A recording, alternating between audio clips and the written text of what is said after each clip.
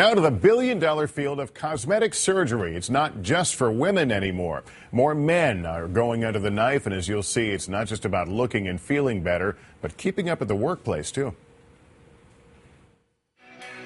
If I could turn back time. From breast enhancement to Botox, it's no secret that some of Hollywood's biggest stars have gotten a little nip or tuck. But it's not just celebrities feeling the pressure, nor is it just women. More than 13 million cosmetic procedures were performed last year. But what you might not realize, over 1 million of them were on men. That's up 9% from zero in the last decade. It's tough to get old. It's scary. Especially in today's economy, you got to look your best to, land the best job.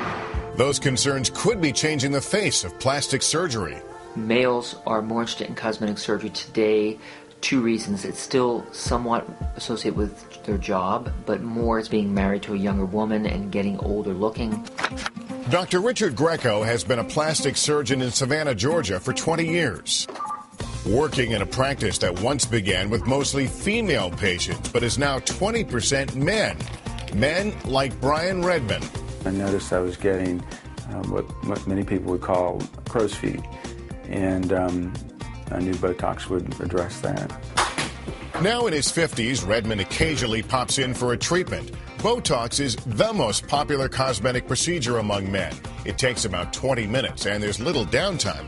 With men, the most important factors are A, looking very natural, and B is how long will it be before I will look normal? Because women use makeup, and they can hide bruising. Men can't. For Redmond, it's a quick fix, where the only thing that matters before and after is the way he feels. My body's fit, and I'm not overweight, and I can run and do all kinds of active things. I guess I want to look the way I feel. That makes you happy. For more on this trend, we're joined by psychologist Jeff Gardier, relationship expert Ian Kerner, and corporate coach and author of The Orange Revolution, Chester Elton. Gentlemen, good morning. Good morning. 3 guys who need no work. Thank you. Is that a great way to start off? Talk to our wives. All right. Jeff, let me start with you. That last guy in this setup story says, I want to look the way I feel. How do men in general psychologically deal with growing older? Well, for them, it becomes an issue. For the longest time, we just looked at women as having problems with vanity and so on. But men want to look as good as they feel. They're working out all the time. The baby boomers now have the money. And so they want to match the outside to the inside. So it is a thing of vanity for them, too. And Chester, we heard in that story, a lot of guys are considering this or going down that road because they want to be more competitive in the workplace. Is that a real pressure or one they're just imagining? Oh, I think it's real pressure. You know, you want to look the part. When you go in, you want to look like the executive. And I think it can backfire on people because I think you can look too good. Let me explain that. A friend of mine, you know, they had a session where they brought in a scientist, very accomplished. He came in, he was so good looking that he lost credibility. He didn't look like a scientist. But are employers making those decisions based? I mean, that's kind of ageist, right? It is, but it's true. I mean, when someone comes in and perhaps they're overweight, a little frumpy, you know, HR won't admit it, but they're saying, well, that guy's a health risk. And I think they're looking past what could really be a potentially great employee. You know, more and more I find people are hiring attitude, and they want to hire people that are genuine.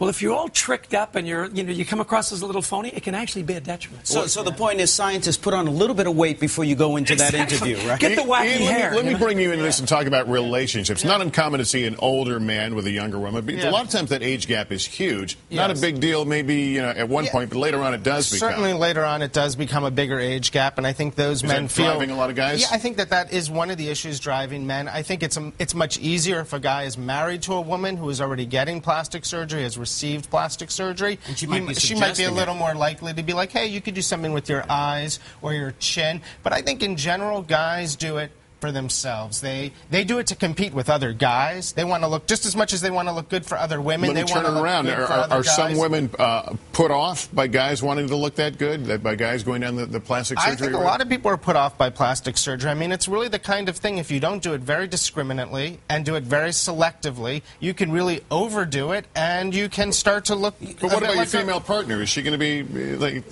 I think a lot of times it really comes down to having a female partner who is already in that mindset, who has already maybe done that kind of work. But let's add a new wrinkle on this, pun intended. We have guys now who are divorced getting back into the dating scene. They may want to date women who are their own ages, mature women, but now some of them are cougars and they're going for the younger guys. So now these guys are competing with the younger guys for women too. So that's part of getting some of these procedures. Here's the thing. I think, the big driver of productivity in the workplace is this sense of well-being. So to your point, if you feel good about yourself, you're going to be more productive. But if you overdo it, I mean, there's nothing worse than a bad plastic surgery job. The Michael Jackson kind of syndrome. So I think more than anything, I think the message to men should be, be confident, be yourself, be genuine. That's better for you in the long run. You want to hear the top 5 minimally invasive procedures for men? They're Botox, laser hair removal, microdermabrasion, chemical peels, soft tissue fillers. Any of you surprised that more guys are doing this? No, well, those are very easy things to do, and the bottom line is if you have a woman encouraging you to do that, if you're seeing it in the media and it's the new normal, if you have the money, you're going to do it. All right, we got to end there. Jeff Gardere, Ian Kerner, Chester Elton. Gentlemen, thanks.